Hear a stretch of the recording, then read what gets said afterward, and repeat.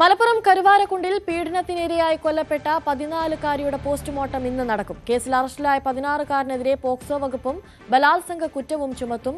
CV Anumod ചേരുന്നുണ്ട് കൂടുതൽ വിവരങ്ങളുമായി. അനുമോദ്, പോസ്റ്റ്മോർട്ടം റിപ്പോർട്ട് കൂടി പുറത്തുവരുന്നതോടെ കൂടുതൽ തെളിവുകൾ കൂടി ലഭിക്കും. ഇപ്പോൾ ആ 16-കാരൻ നൽകുന്ന മൊഴിയെ അടിസ്ഥാനമാക്കിയാണല്ലോ അന്വേഷണം മുന്നോട്ട് പോകുന്നത്. എന്തൊക്കെയാണ് പുറത്തു വന്ന മൊഴികൾ? കേസിന്റെ അന്വേഷണം ഇപ്പോൾ ഏത് രീതിയിലാണ് പുരോഗമിക്കുന്നത്?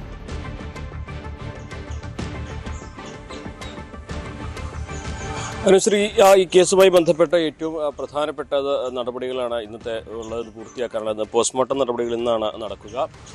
ഇതുമായി ബന്ധപ്പെട്ട് ഈ യുവാവ്, ഈ 16-കാരൻ നൽകിയ മൊഴിയാണ് ഇപ്പോൾ പോലീസിന് മുമ്പിലുള്ളത്. ഇത്തരത്തിലൊരു കൃത്യം ചെയ്തിട്ടുണ്ട് എന്ന മൊഴിയുടെ അടിസ്ഥാനത്തിലാണ് നടപടികളുമായിട്ട് മുന്നോട്ട് പോയിരിക്കുന്നത്.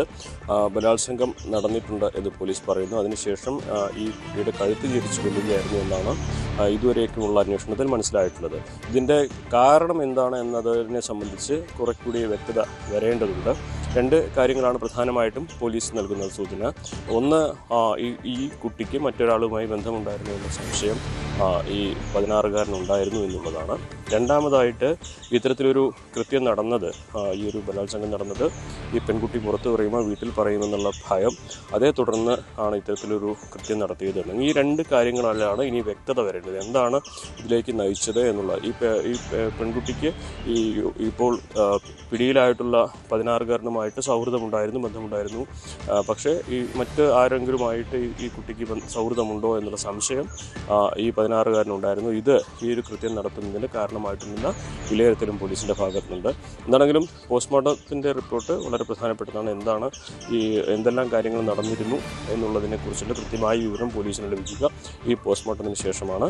അതിനുശേഷമാകും കൂടുതൽ നടപടികളിലേക്ക് പോകുക. അതേസമയം ഇപ്പോൾ പിടിയിലായിട്ടുള്ള 16-കാരനെതിരെ പോക്സോ വകുപ്പും കൊലക്കുറ്റവും ചുമത്തിയിട്ടുണ്ട്. ഇയാളെ ജുവനൈൽ ജസ്റ്റിസ് കോടതിക്ക് മുമ്പിലായിരിക്കും ഹാജരാക്കുക എന്നാണ് അറിയാനാകുന്നത്. ശരി, CV അനുമോദാണ് കൂടുതൽ വിവരങ്ങൾ നൽകുന്നത്. കൂടുതൽ വാർത്തകൾക്ക് News 18 Keralam YouTube channel subscribe ചെയ്യുക.